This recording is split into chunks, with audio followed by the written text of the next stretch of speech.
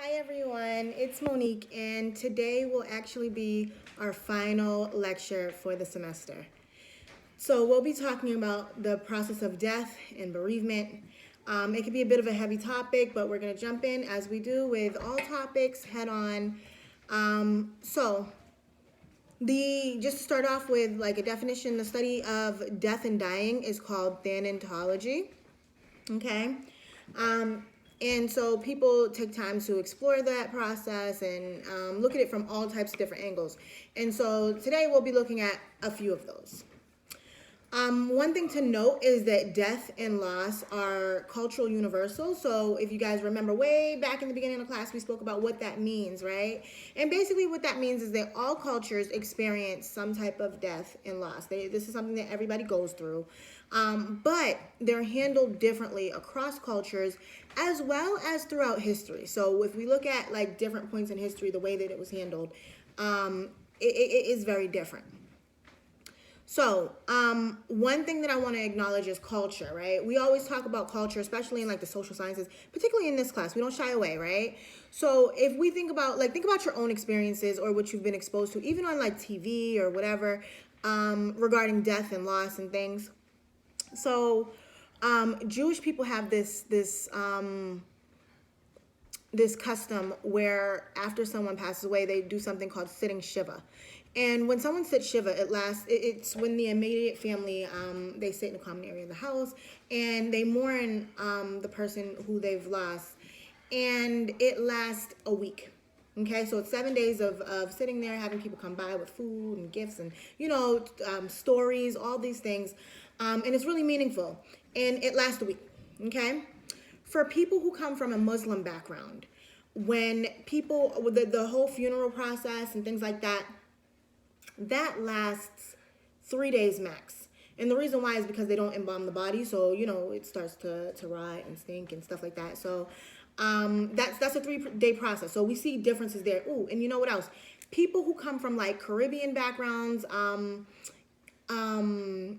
African backgrounds, and I actually recently found out that people from Asian backgrounds as well, that process can last a few months, like even like 3-6 months, right? Because people are coming in from out of town. There's a lot to get in order.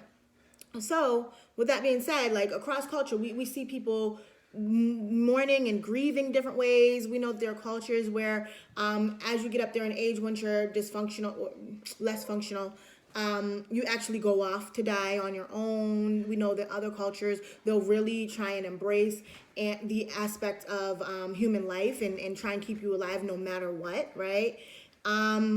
So we know that there's differences across cultures, but let's talk about some historical context and how death and dying in the process has changed even in our country over the last, couple centuries. So death used to be experienced at home for the most part. And it used to be surrounded by loved ones, no matter the age. Even like the little ones coming and saying their final goodbyes and things like that. Like that's the whole notion behind a deathbed. Like we always hear about people on their deathbed. That's the whole notion behind that, is that person would literally lay in bed and die at home. Nowadays, we look at death, and where does death happen if you guys think about it? Usually happens in a hospital setting, especially for people who are terminally ill, right? So this is a shift, right? It's usually something that happens on its own. There's usually not a lot of people involved. Definitely no kids, right? So there is. It's one of those things that's it's not really visible. It's not really in people's face, right? And it's not something that we talk about often as well at this point in our culture. And there's something called a mortality revolution, and basically that's the movement of people dying less often and what that looks like, the things that are accompanying that. So like when we talk about like a mortality revolution, we think about things like modern medicine or health practices, better sanitation, even the act that's as simple as washing your hands after you use the bathroom or before you eat. Like it makes a world of difference, right? And we know that. Even like education on wellness and what that means, right? Something else that the mortality revolution has really like sparked up is this idea or this notion that death is only for people in late adulthood, and not just any phases in late adulthood, because remember late adulthood is 65 plus, but like late adulthood. So like people who are much older, right? And it doesn't really acknowledge the fact that other people die too, not just people in late adulthood. But again, death is like an abstract thought. We don't really, we don't try and spend time thinking about it or anything like that. And it's also pretty invisible. Like it's not something that's in our face all the time as it would have been way back when, right? So speaking of like hospitals and the type of care that things have shifted into, we have different types of care, okay? Hospice care, I know a lot of you guys have probably heard about people going into hospice or things like that. What that is it's a very personal and like it's person-centered, it's family-centered. It works with every aspect of an individual who's terminally ill. And basically, when somebody goes into hospice, it's like, okay, this person is going to pass away. Let's, do these things in order to help them and make this transition as smooth as possible. And one of those things that is done is something called palliative care, which is when it's aimed at alleviating like that pain and suffering associated with death. Sometimes it could be painful. So giving the medication or, making somebody as comfortable as possible, as people like to put it, right? That's palliative care. So you're not really trying to get the person any better. Instead, you're really working on making sure that they're comfortable. We had spoke before about in the last lectures on late adulthood, we talked about this terminal drop that happens 3 to 5 years before somebody passes away. And that is essentially, I'll just recap, it's basically 3 to 5 years before somebody passes away, they start to show signs of like increased depression and maybe even delayed cognitive functioning and things like that. But it's something that just naturally occurs. And just like with any other stage of life and any other thing that we've talked about, there are a ton of different theories and people who saying that all types of things are going on. So with this idea of like death and dying and loss, we have what is called, from Kubler-Ross, it's the 5 stages of grief. This is most common, most popular, most well-renowned. You guys have probably heard of these. And basically what they are is when somebody finds out that they are going to pass away, if they find out that somebody has passed away, if they are grieving in some way. And it doesn't necessarily have to be in relation to death. A lot of times we experience this outside of death and just in terms of loss. So I'm going to go over these. There are 5 stages: denial, anger, bargaining, depression, and acceptance. Okay. So I'm going to go over them, and I'm going to acknowledge that at this point, we probably have experienced death on some, level.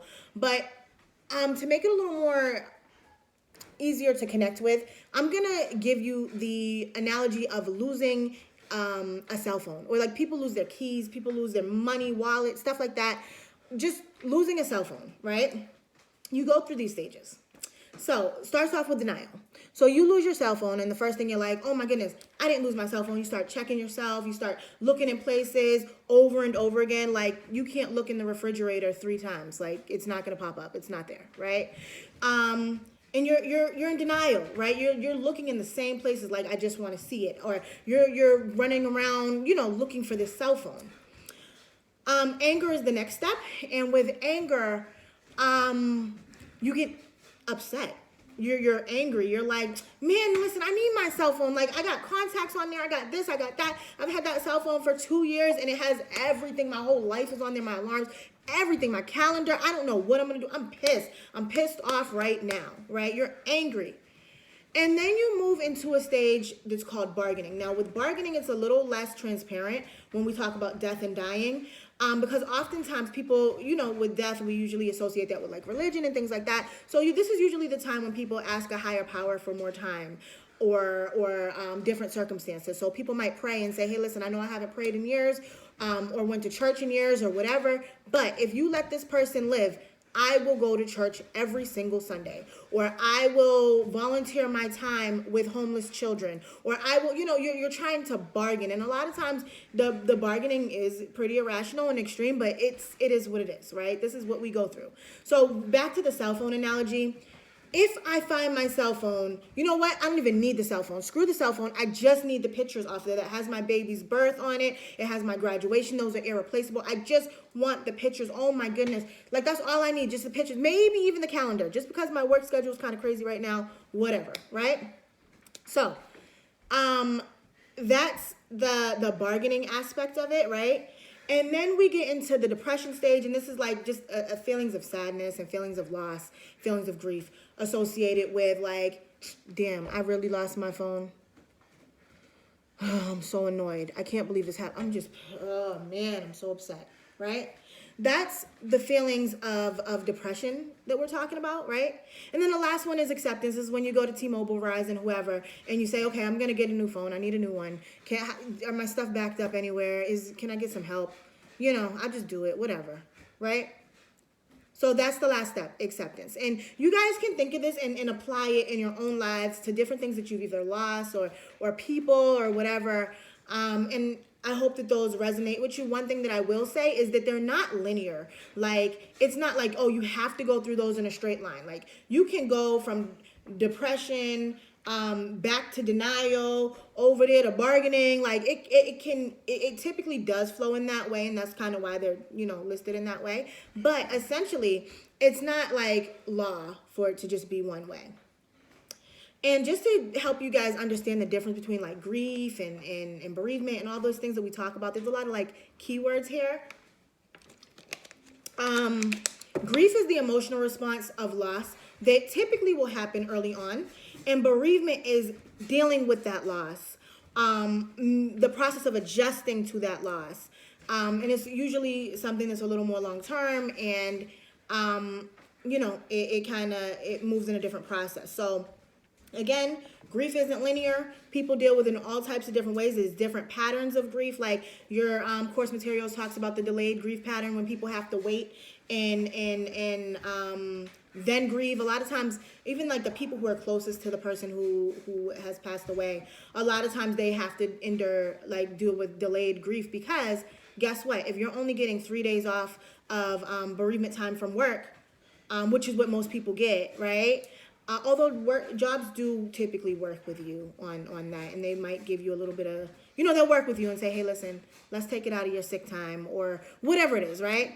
So, like I was saying, you're dealing with all this. Anybody who's ever had to deal with death and dying firsthand in this way, or even seen it, how much it is. Like, your cell phone's going off 24/7. You want me to do the obituary? Oh, I ordered the flowers. Oh, what about the church or the funeral home or the crematory or whatever it is, right?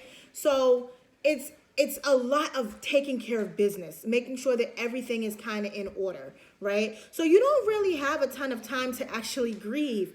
So a lot of times there is a delayed grief pattern where you grieve a little while after. There's also chronic grief pattern. Like, I know a woman who has suffered loss after loss after loss after loss since like the 90s, and it's like she's in a state of chronic grief. It just overtakes her life. She actually uses that part of her identity. And they're really tough losses, right?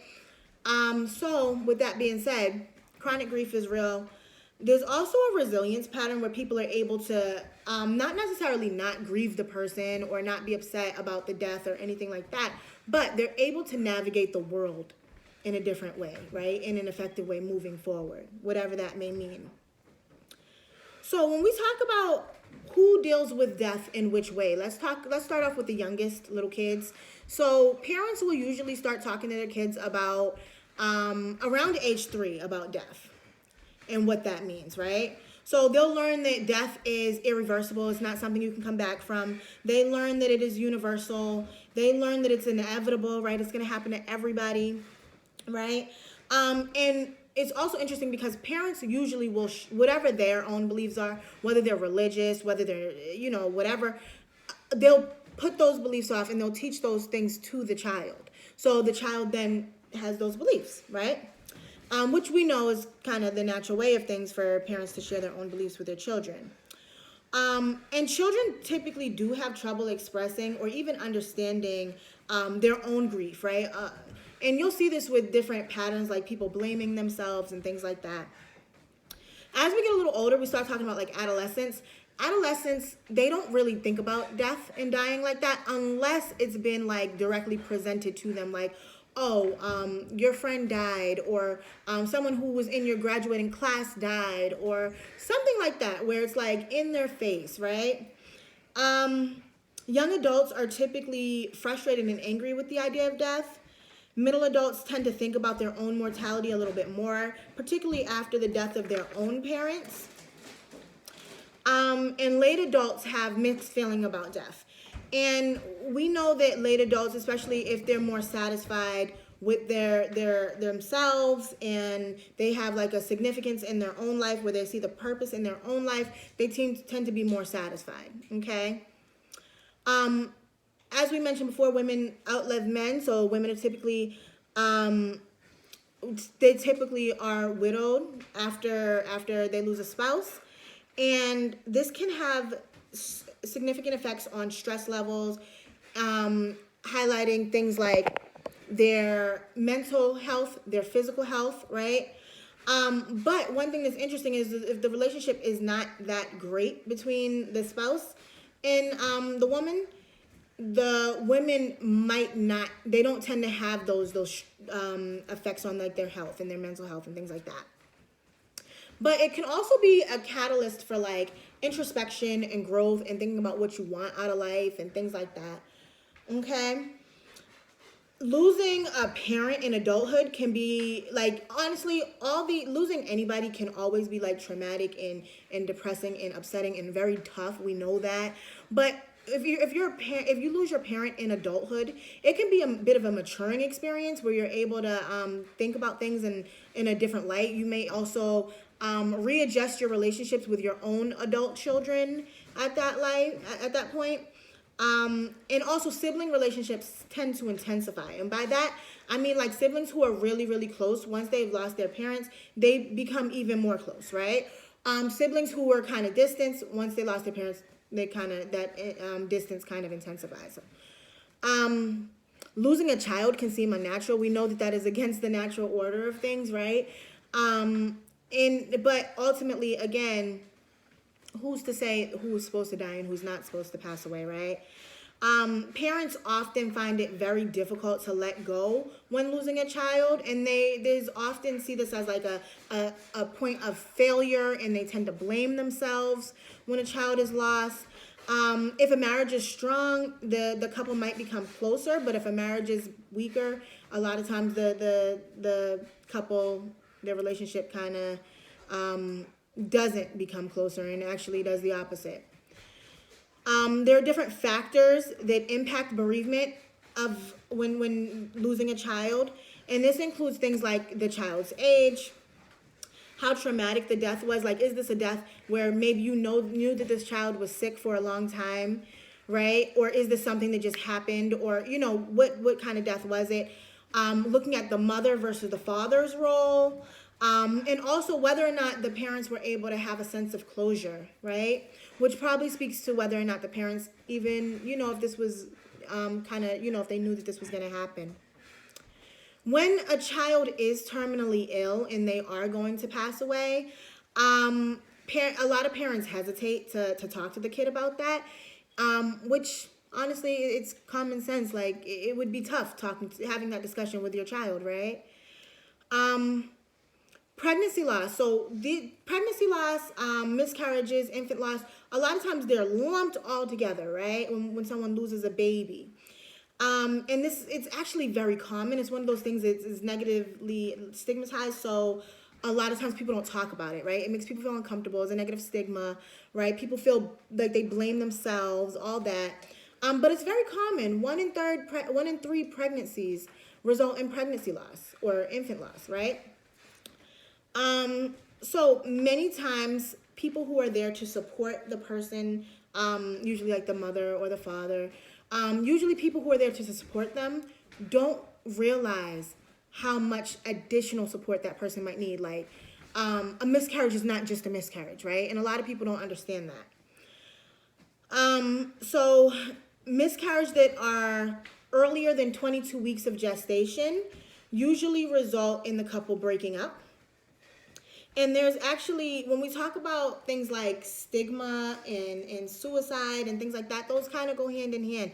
Suicide is seen as like a mental illness a lot of times, but is more accepted in other cultures and is also more accepted in the older adult community. But oftentimes with suicide, the people around the person who commits suicide, oftentimes they will blame themselves, right? Like I said, so many times when somebody passes away, there's so much blame that's being passed around and things like that. There's also a different type of death that we refer to as euthanasia, which translates directly to good death, right? And this is essentially when you end the suffering of somebody who was terminally ill, right? So that they can die with dignity.